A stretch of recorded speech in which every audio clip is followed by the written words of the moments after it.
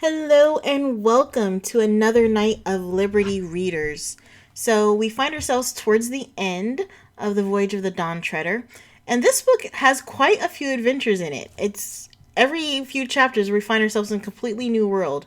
So I hope you've been enjoying it as I have. As you recall, we have Lucy, Edmund, and their cousin Eustace, right? And they got sucked into a portrait, if you remember at the beginning of the book. And where did that land them? Right, it landed them in the boat with the Dawn Treader, and who is on the boat? That's right, Prince Caspian from last book. So we have the four of them and a whole crew of people, and they're sailing, and they're in pursuit of what quest?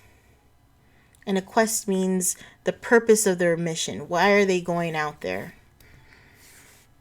That's right. So Prince Caspian's father had several good friends that were very faithful to him, and essentially they were lost. And so Prince Caspian feels like it's his job to go and at least find out what happened to these people that were so good to his country and his father. So they've been finding several of them, right? And along the way, we have Eustace, who turned into a dragon. And that was actually for the best because he was a pretty nasty kid. He was rude and didn't appreciate anything or anybody, and he was selfish and spoiled. But after he turned into a dragon, he kind of got a new perspective on life, right? Right, and he became much more nicer and much more willing to work with the team, and so that was good.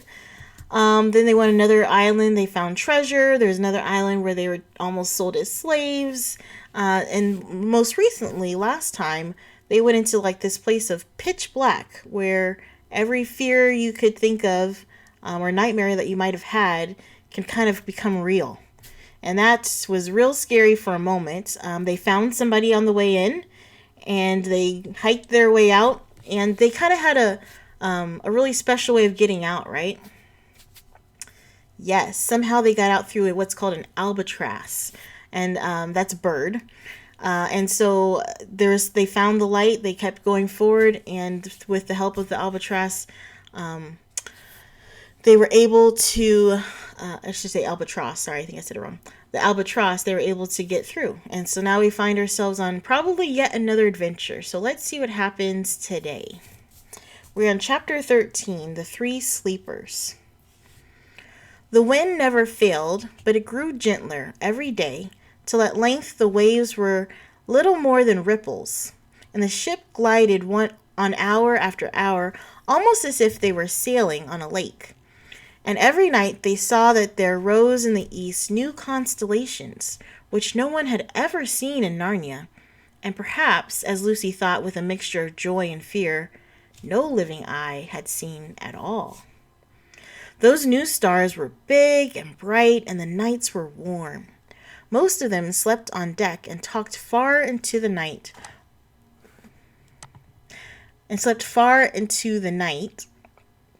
Or hung over the ship's side, watching the luminous dance of the foam thrown up by their bows.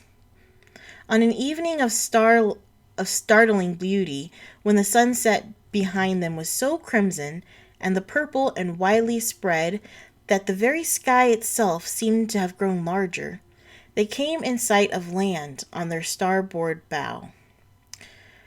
It came slowly nearer, and the light behind them made it look as if the capes and headlands of this new country were all on fire. But presently they were sailing across its coast, and its western cape now rose up astern of them, black against the red sky, and sharp as if it was cut out of a cardboard, and then they could see better what this country was like. It had no mountains, but many gentle hills with slopes like pillows. An attractive smell came from it, what Lucy called a dim purple kind of smell, which Edmund said, and Rents thought, was rot.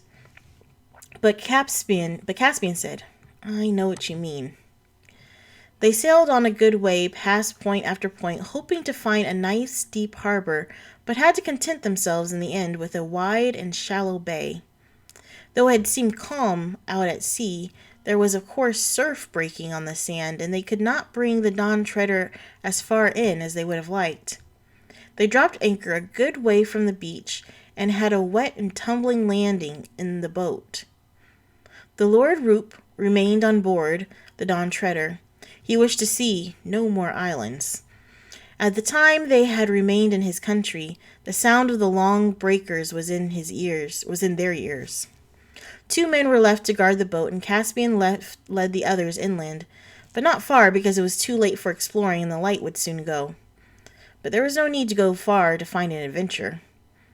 The level valley which lay at the head of the bay showed no road or track or other site of habitation. Underfoot was fine, springy turf dotted here and there with a low bushy growth which Edmund and Lucy took for heather. Eustace was really rather good at botany, said it wasn't. Eustace, who was really rather good at botany, said it wasn't, and he was probably right, but it was something of very much the same kind.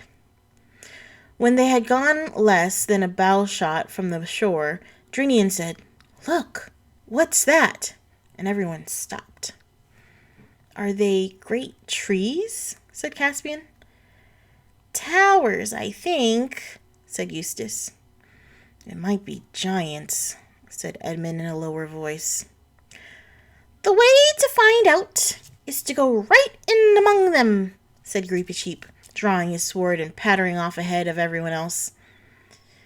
"I think it's a ruin," said Lucy when she had got a good deal nearer, and her guess was the best so far. What they now saw was a wide oblong space, flagged with smooth stones and surrounded by gray pillars but unroofed. And from end to end of it ran a long table laid with a rich crimson cloth that came down nearly to the pavement. At either side of it were many chairs of stone, richly carved with silken cushions upon the seats. But on the table itself there was set out such a banquet as had never been seen, not even when Peter the High King kept his court at Cair Paravel. There were turkeys and geese and peacocks. There were boars' heads and seeds of venison. There were pies shaped like ships under full sail or like dragons and elephants. There were ice puddings and bright lobsters and gleaming salmon. There were nuts and grapes, pineapples and peaches, pomegranates and melons and tomatoes. There were flagons of gold and silver and, curiously, wrought glass, and the smell of the fruit and the wine blew toward them like a promise of all happiness. "I say," said Lucy. They came nearer and nearer, all very quietly. "But where are the guests?" asked Eustace. "We can provide that, sir," said Rents. "We can provide that, sir," said Rents.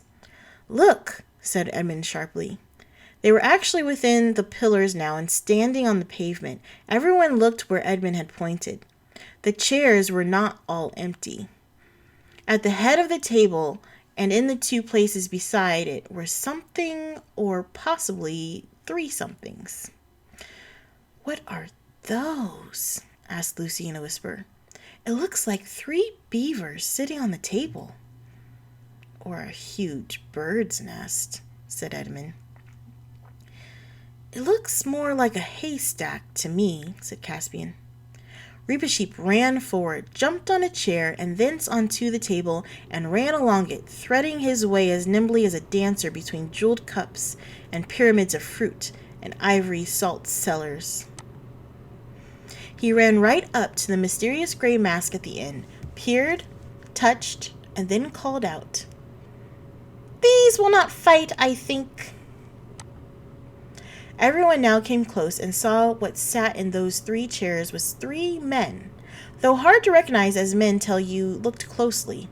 Their hair, which was gray, had grown over their eyes till it almost concealed their faces, and their beards had grown over the table, climbing round and entwining plates and goblets as brambles entwine a fence, until, all mixed in one great mat of hair, they flowed over the edge and down to the floor. And from their heads the hair hung over the backs of the chairs, so that they were wholly hidden. In fact, the 3 men were nearly all hair. dead? Asked Caspian. I think not, sire, said Reepicheep, lifting one of their hands out of its tangle of hair in its two paws. This one is warm, and its pulse beats. This one, too, and this, said Drinian. Why, they're only asleep, said Eustace.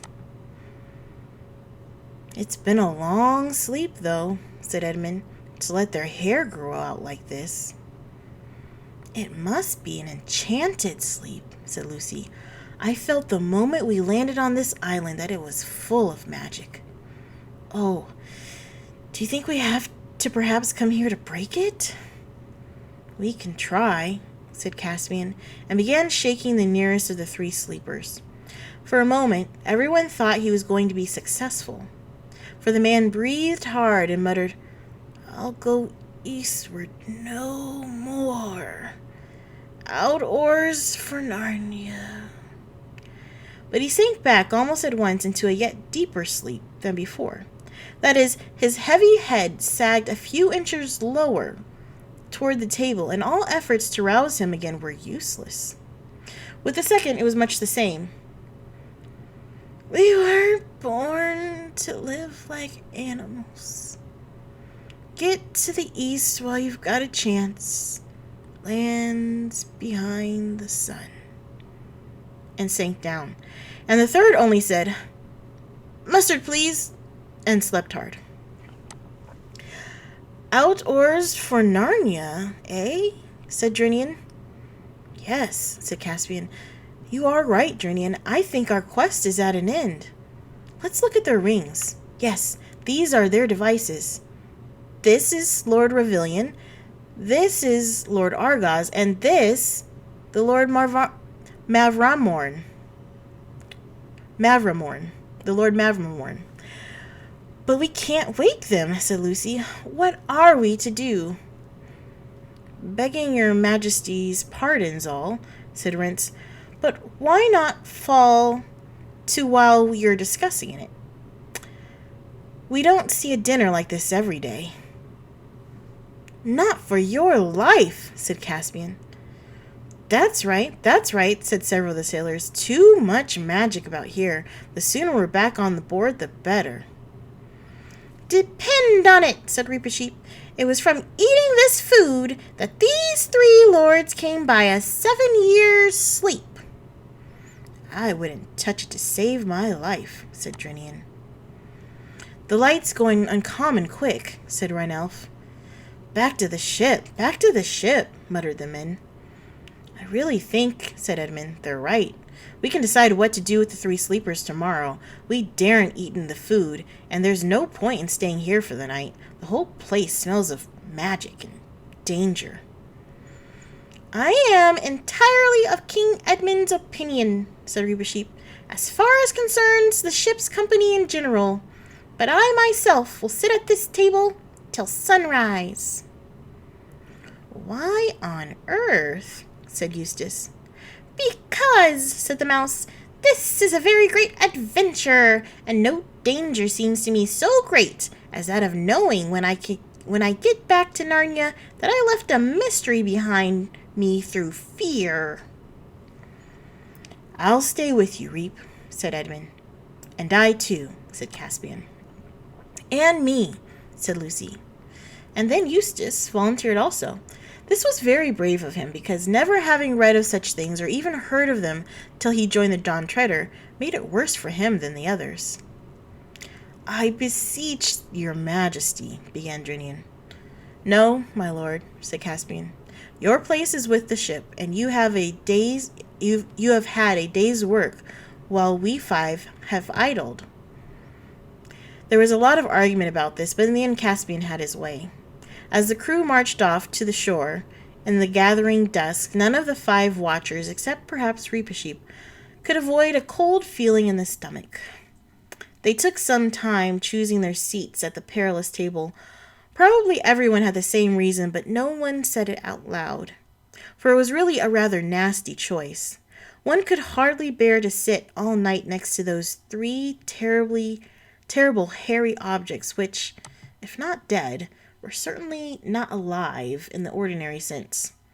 On the other hand, to sit at the far end so that you would see them less and less as the night grew darker, and wouldn't know if they were moving, or perhaps wouldn't see them at all by about 2 o'clock. No, it was not to be thought of that way. So they sauntered round and round the table, saying, "What about here?" and "Or perhaps a bit further on," or "Why not on this side?" Till at last they settled down somewhere about the middle, but nearer to the sleepers than to the other end. It was about 10 by now and almost dark. Those strange new constellations burned in the east. Lucy would have liked it better if they had been the leopard and the ship and the other old friends of the Narnian sky. They wrapped themselves in their sea cloaks and sat still and waited. At first there was some attempt to talk, but it didn't come to much. And they sat and sat, and all the time they heard the waves breaking on the beach.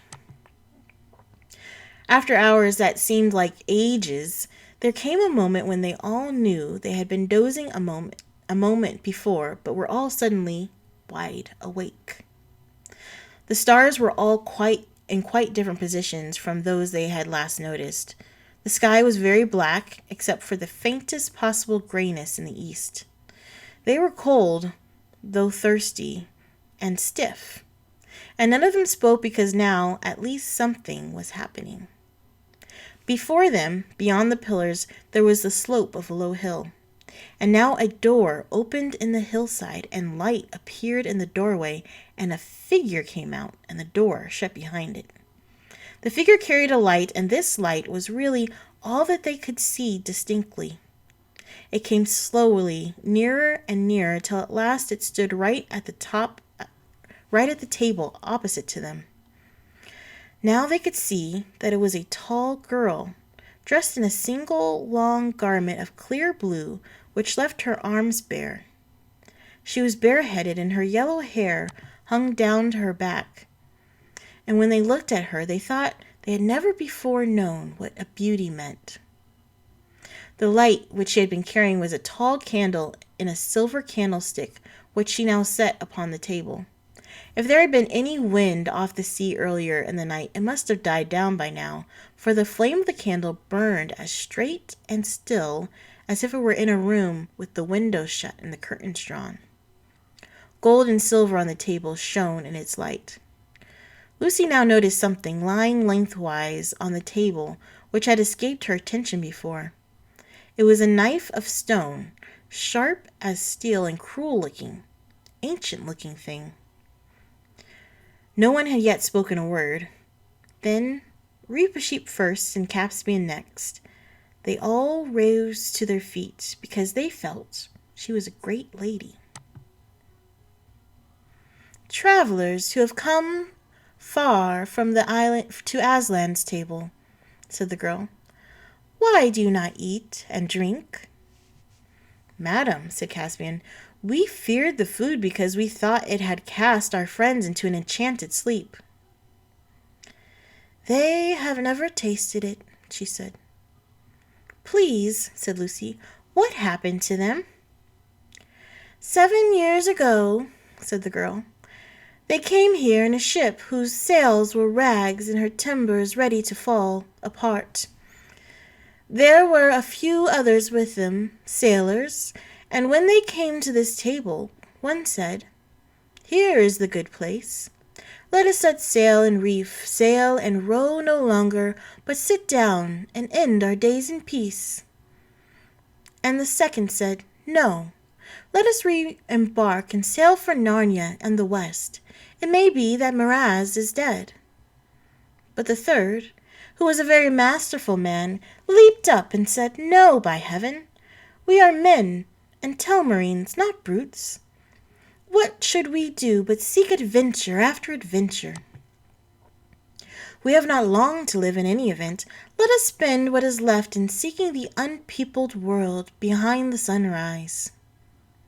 And as they quarrelled, he caught up the knife of stone which lies there on the table, and would have fought with his comrades.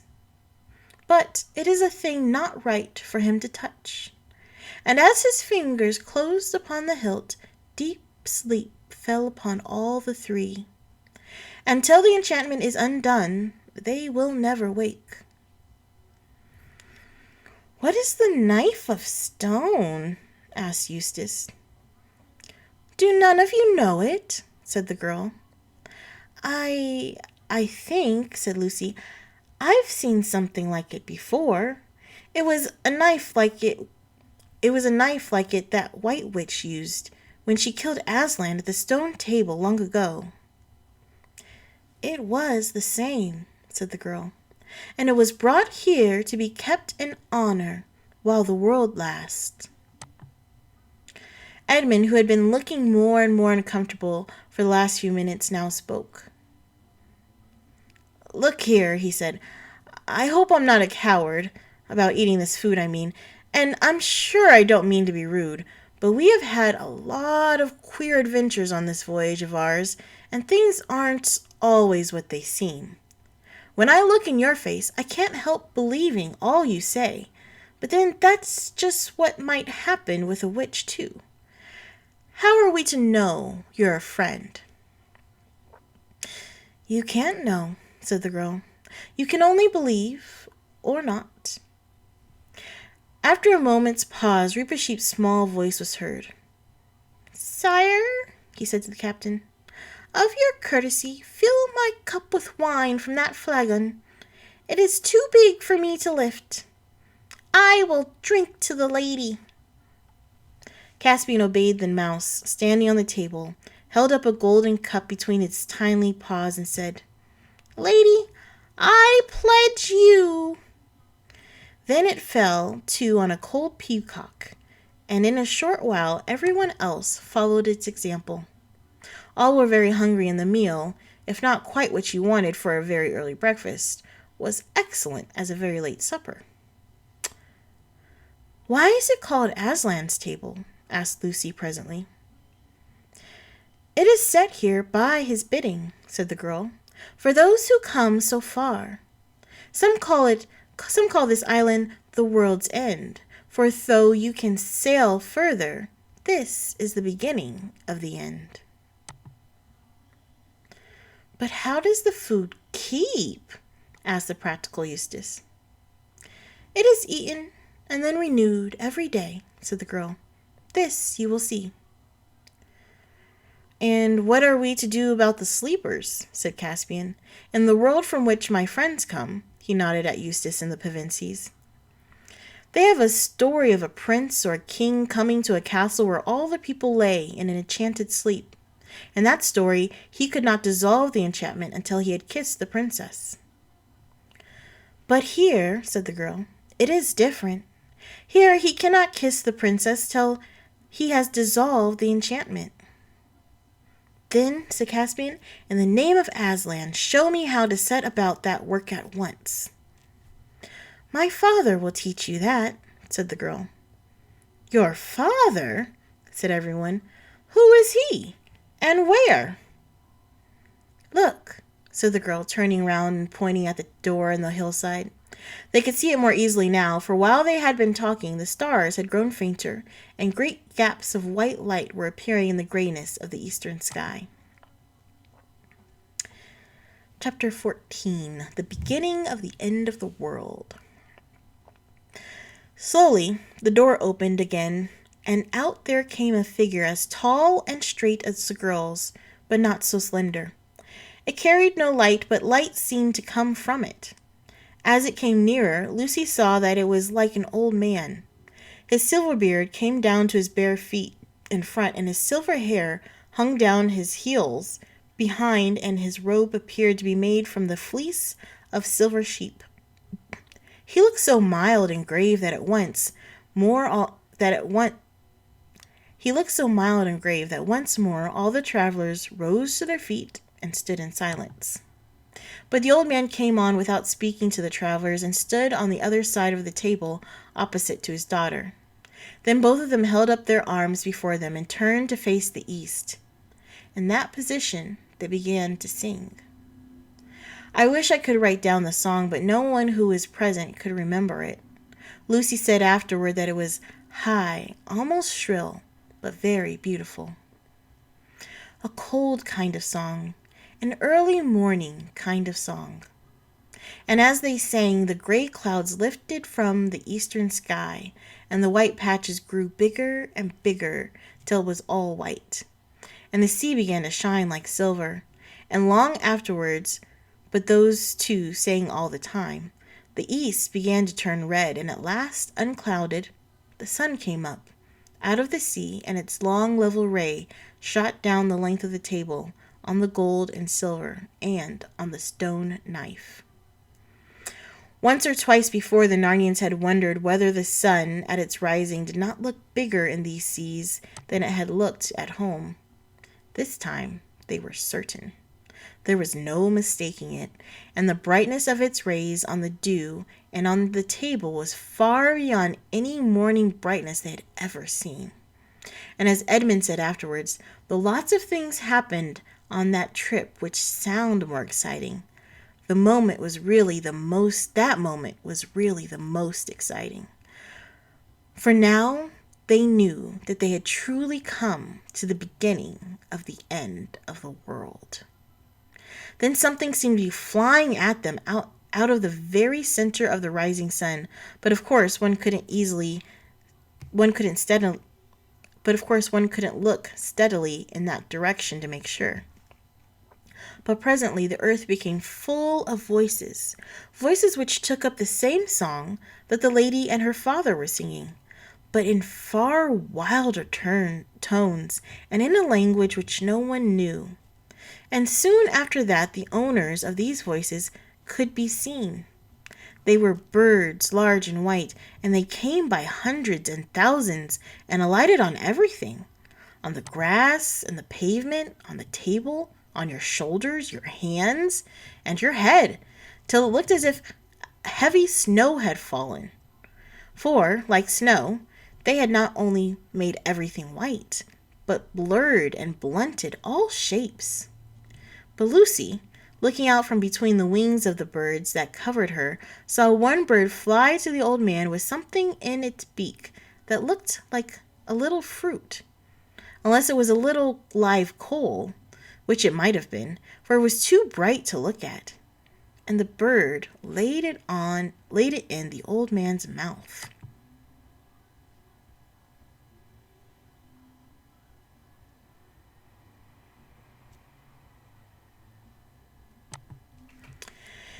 Then the birds stopped their singing and appeared to be very busy about the table. When they rose from it again, everything on the table that could be eaten or drunk had disappeared. These birds rose from their meal in their thousands and hundreds, and carried away all the things that they could not be eaten or drunk, such as bones, rinds, and shells, and took their flight back to the rising sun. But now, because they were not singing, the whir of their wings seemed to set the whole air a-tremble. And there was the table pecked clean and empty, and the three old lords of Narnia still fast asleep. Now at last the old man turned to the travelers and bade them welcome. "Sir," said Caspian, "will you tell us how to undo the enchantment which holds these three Narnian lords asleep?" "I will gladly tell you that, my son," said the old man.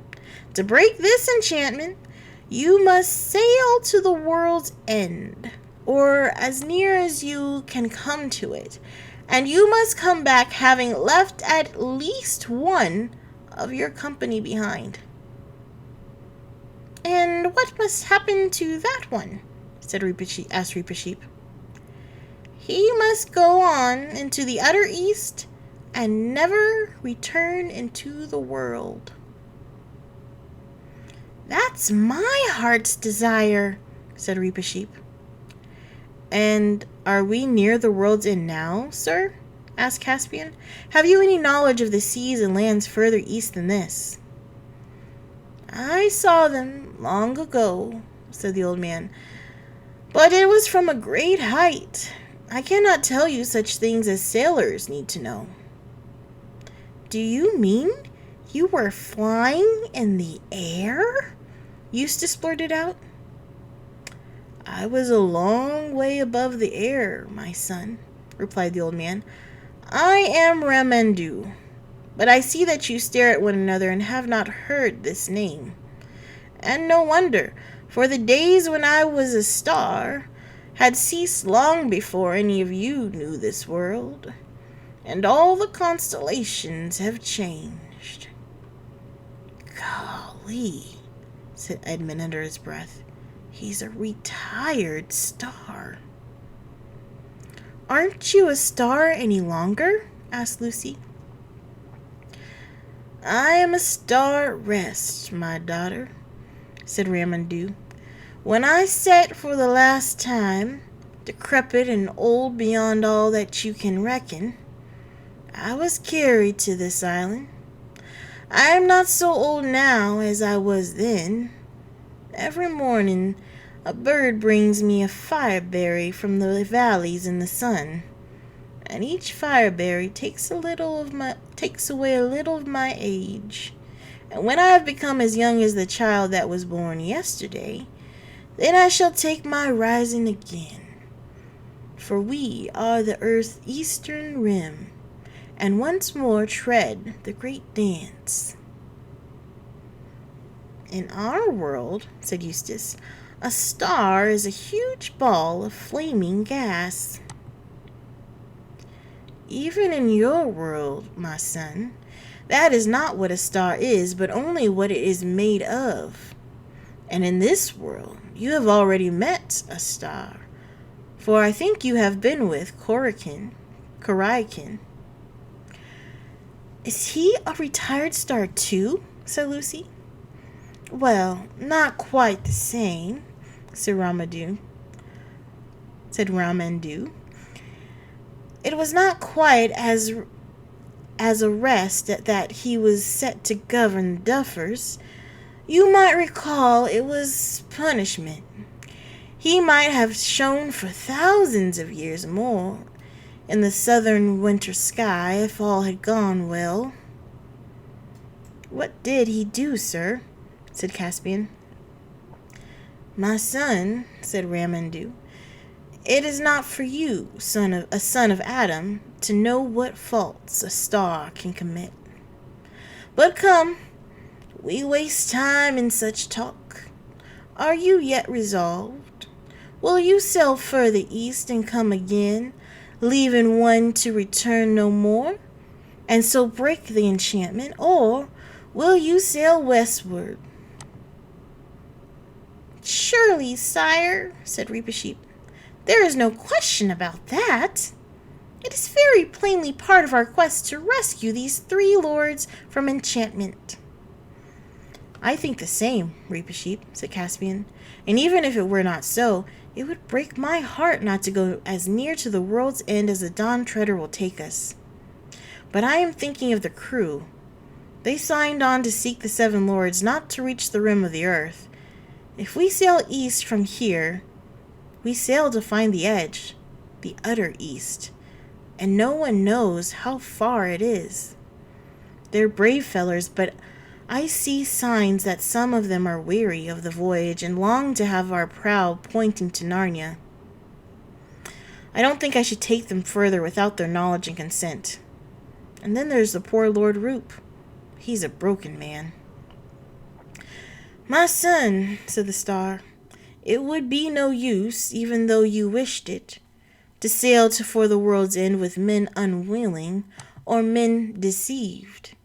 That is not how great unenchantments are achieved. They must know where they go and why. But who is this broken man you speak of? Caspian told Ramandu the story of Roop. I can give him what he needs most, said Ramandu. In this island there is sleep without stint or measure, and sleep in which no faintest footfall of a dream was ever heard. Let him sit beside these other 3 and drink oblivion till your return. Oh, let's do that, Caspian, said Lucy. I'm sure it's just what he would love. At that moment they were interrupted by the sound of many feet and voices. Drinian and the rest of the ship's company were approaching. They halted in surprise when they saw Ramandu and his daughter, and then, because they were obviously great people, every man uncovered his head. Some sailors eyed the empty dishes and flagons on the table with eyes filled with regret. "My lord," said the King Drinian, "pray send 2 men back to the Dawn Treader with a message to the Lord Roop. Tell him that the last of his old shipmates are here asleep without dreams, and that he can share in it." When this had been done, Caspian told the rest to sit down and laid the whole situation before them. When he had finished, there was a long silence and some whispering, until presently the master bowman got to his feet and said, "What some of us have been wanting to ask for a long time, your majesty, is how we're ever going to get home when we do return, whether we turn here or somewhere else. It's been west and northwest winds all the way, barring an occasional calm, and if that doesn't change, I'd like to know what hopes we have of ever seeing Narnia again. There's not much chance of supplies lasting while we row all the way." "That's landsman's talk," said Drinian. "There's always a prevailing west wind in these seas, all through the late summer, and it always changes after the new year. We'll have plenty of wind for our sailing westward, more than we shall like from all accounts." "That's true, master," said an old sailor who was Galmian by birth. "You'll get some ugly weather rolling up from the east in January and February. And by your leave, sire, if I was in command of this ship, I'd say to winter here and begin the voyage home in March." "What'd you eat while you were wintering here?" asked Eustace. "This table," said Ramandu, "will be filled with a king's feast every day at sunset." "Now you're talking," said several sailors. "Your majesties and gentlemen and ladies all," said Rhine-Elf, "there's just one thing I want to say. There's not one of us chaps as was pressed on this journey. We're volunteers, and there's some here that are looking very hard at that table and thinking about King's Feast, who were talking very loud about adventures on the day we sailed from Caraparavel, and swearing they wouldn't come home till we'd found the end of the world. And there were some standing on the quay who would have given all they had to come with us. It was thought a finer thing than to have a cabin boy's berth on the Dawn Treader than to wear a knight's belt. I don't know if you get the hang of what I'm saying, but what I mean is that I think chaps who set out like us will look as silly as the Dufflepuds if we come home and say we got to the beginning of the world's end and hadn't the heart to go further." Some of the sailors cheered at this, but some said that was all very well. "This isn't going to be much fun," whispered Edmund to Caspian. What are we to do if half those fellows hang back?" "Wait," Caspian whispered back. "I've still a card to play." "Aren't you going to say anything, Reep?" whispered Lucy. "No. Why should your majesty expect it?" answered Reep-a-Sheep in a voice that most people heard. "My own plans are made. Well, I can. I sail east on the Dawn Treader. When she fails me, I paddle east in my coracle. When she sinks, I shall swim east with my 4 paws. And when I can swim no longer, if I have not reached Aslan's country or shot over the edge of the world in some vast cataract, I shall sink with my nose to the sunrise, and Peep-a-Seek will be heard of the talking mice in Narnia." "Hear, hear," said a sailor. "I'll say the same, barring the bit about the coracle, which wouldn't bear me." He added in a lower voice, "I'm not going to be outdone by a mouse." At this point, Caspian jumped to his feet. "Friends," he said, "I think you have not quite understood our purpose. You talk as if we had come to you with our hat in our hand, begging for shipmates. It isn't like that at all. We and our royal brother and sister and their kinsman and Sir Reap-a-Sheep, the good knight, and the Lord Drinian have an errand to the world's edge.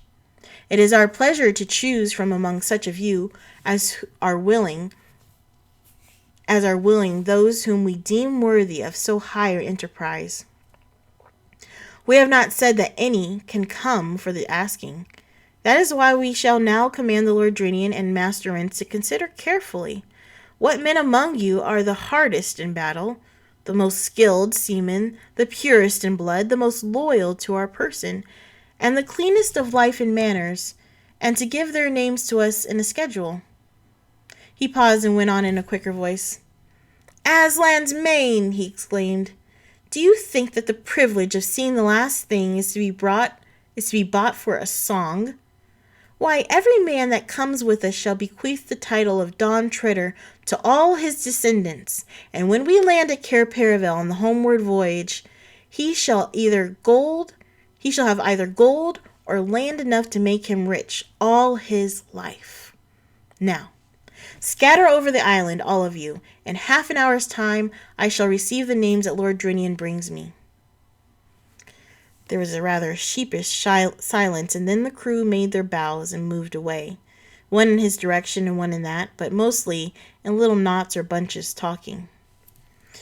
And now for the Lord Roop, said Caspian. But turning to the head of the table, he saw that Roop was already there. He had arrived, silent and unnoticed, and while discussion was going on, and was seated beside the Lord Argos. The daughter of Ramandou stood behind him as if she had just helped him into his chair. Ramandou stood behind him and laid both his hands on Roop's gray head. Even in daylight, a faint silver light came from the hands of the star. There was a smile on Roop's haggard face. He held out one of his hands to Lucy and the other to Caspian. For a moment it looked as if he was going to say something.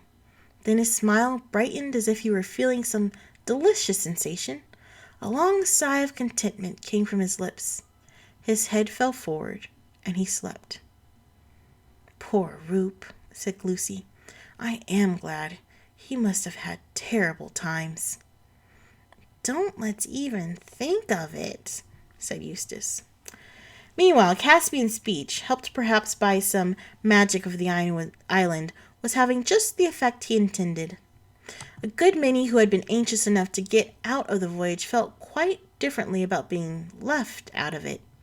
And, of course, whenever any sailor announced that he had made up his mind to ask for permission to sail, the ones who hadn't said this felt that they were getting fewer and more uncomfortable, so that before the half hour was nearly over, several people were positively sucking up to Drinian and Rince, at least that's what they called it in my school, to get a good report.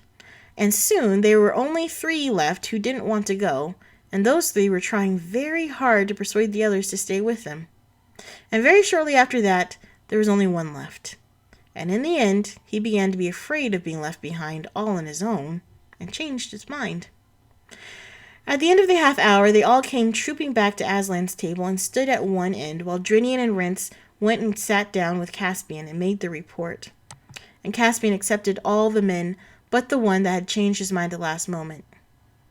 His name was Pittencream, and he stayed on the island of the star all the time the others were looking for the world's end, and he very much wished he had gone with them. He wasn't the sort of man who could enjoy talking to Ramandou and Ramandou's daughter, nor they to him. And it rained a good deal, and though there was a wonderful feast on the table every night, he didn't very much enjoy it. He said it gave him the creeps sitting there alone, and in the rain as likely as not, with those 4 lords asleep at the end of the table. And when the others returned, he felt so out of things that he deserted on the voyage home at the Lone Islands, and and lived in Calormen, where he told wonderful stories about his adventures at the world's end, until, at last, he came to believe them himself. So you may say, in a sense, that he lived happily ever after, but he could never bear mice. That night they all ate and drank together at the great table between the pillars where the feast was magically renewed, and the next morning the Dawn Treader set sail once more, just when the great birds had come and gone again. Lady, said Caspian, I hope to speak with you again when I have broken the enchantments. and Ramadu's daughter looked at him and smiled. And that is where we will stop for tonight. Thank you for joining me. I look forward to seeing you next week as we finish The Voyage of the Dawn Treader. I think we just got one more night left. So see you next week for the conclusion of the book. Hope you're enjoying it.